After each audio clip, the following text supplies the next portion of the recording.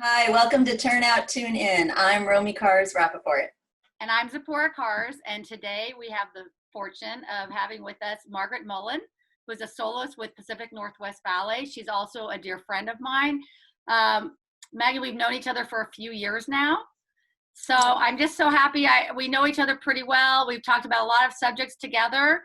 And so one of the things that I thought would be really helpful to talk about, I know that so many people out there, we're all going through disappointments in some way because we're missing out on something. And, whether it's a graduation or a performance or anything that was an expectation of something that we were looking forward to. So I know that you have your own.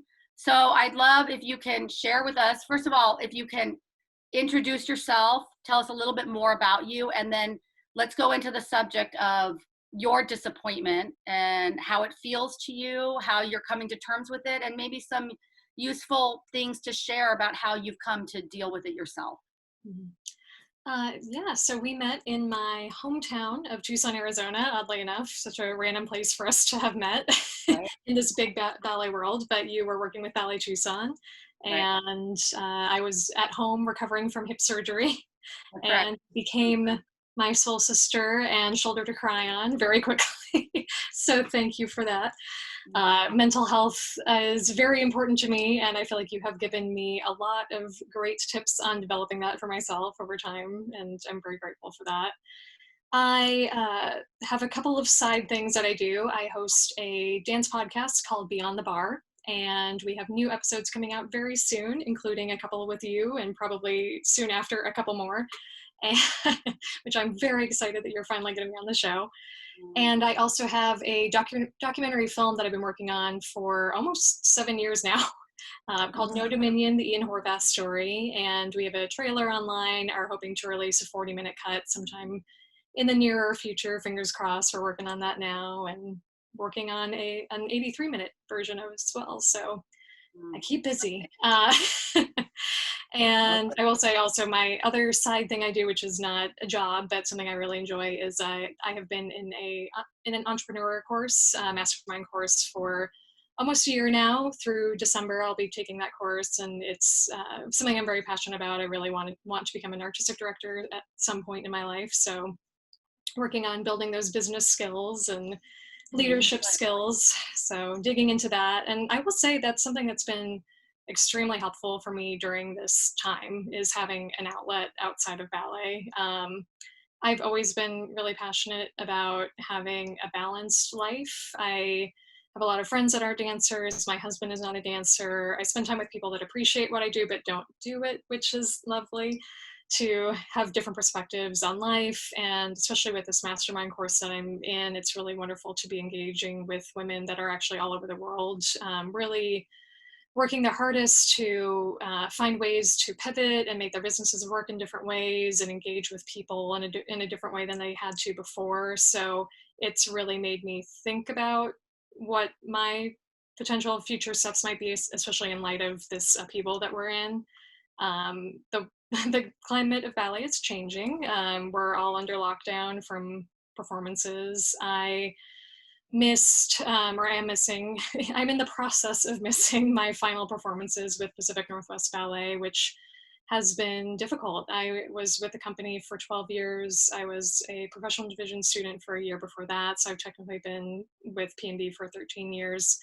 And it's hard to have it conclude this way. I know none of us in a million years would have thought anything that's happening right now would be happening. But I will say, as far as all the dreams I had about a professional ballet career, this is certainly not how I saw this wrapping up. And I hope to be a freelance dancer still. Hope to get on stage again at some point next year or the year after, depending on how things go. But I know there's just a lot up in the air with that too. And my last show with the company was in February. That was the last time I got on stage with P&B. My last performances were actually supposed to be in New York, which was going to be very exciting at Lincoln Center. We just announced that tour is canceled. That was going to be at the end of June. So saying goodbye to a lot of dreams. And I think for us, we always have a season encore, and having been with the company as long as I had been, and being a soloist, I was supposed to have that encore show with selective things that are meaningful to me, dancing with my favorite partners, having friends and family around, saying goodbye to my colleagues and everyone I've worked with for a long time, including our crew, who I only ever see at the theater, who I'm good friends with a lot of them, and it's very difficult to not have that moment of goodbye in that way. I truly don't know when the next time I'll see any of them is, and that's taken a lot of emotional navigating. It's not been an easy process. I feel much better about it now than I did, but we basically started making these harsher calls about this whole part of my career concluding this way in mid-April, and that was a very emotional time. Shower breakdowns, calling Zipporah, Mhm. crying. What was Um, my advice? You know what? I I mean, think I think the best advice is it's okay. It's sad yeah, and it's heartbreaking and there really is no answer to it. It's just letting it be what it is. It's yeah. just sad.